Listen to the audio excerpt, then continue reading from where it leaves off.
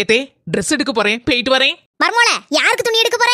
ஏத்தே எங்க அம்மாவுக்கு அடுத்த வாரம் பிறந்த நாள் வருது. அதான் எங்க அம்மாவுக்கு ஒரு சாரி எடுத்து கொடுக்கலான்னு கிளம்பிட்டேன். நான் சொல்லுத கடையில எடுங்க, நல்ல நல்ல சேலையா போட்டிருக்காம பாத்துக்கோங்க. மர்மோள என் மொப சொல்லுத கடையில போய் எடு. 100 ரூபா 150 ரூபாய்க்கு நல்ல நல்ல சேலையா போட்டிருக்காம பாத்துக்கோ. இப்ப என்ன சொல்லி படிஞ்சு இப்ப அழுதுட்டு கிடக்க? வயசான காலத்துல அவ அம்மைக்கு பிறந்த நாள் கழிக்கட்ட என்னவா? ஒரு மாதத்திற்கு பிறகு. தே இந்தாங்க தே, வாங்கிக்கங்க. என்ன மர்மோள வாங்கிட்டு வந்திருக்க? அடுத்த வாரம் உங்களுக்கு பிறந்த நாள் வருதுல தே, அதான் சாரி எடுத்துட்டு வந்திருக்கேன். பிரிச்சு பாருங்க தே, பிடிச்சிருக்கான்னு. மர்மோள சேலை நல்லா இருக்கு, அடிபொலியா இருக்கு.